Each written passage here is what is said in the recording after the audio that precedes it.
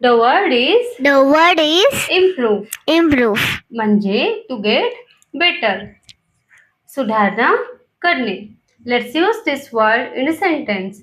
First is I want to improve my English. म्हणजे मला माझं इंग्लिश सुधारायचं आहे. Second is she is improving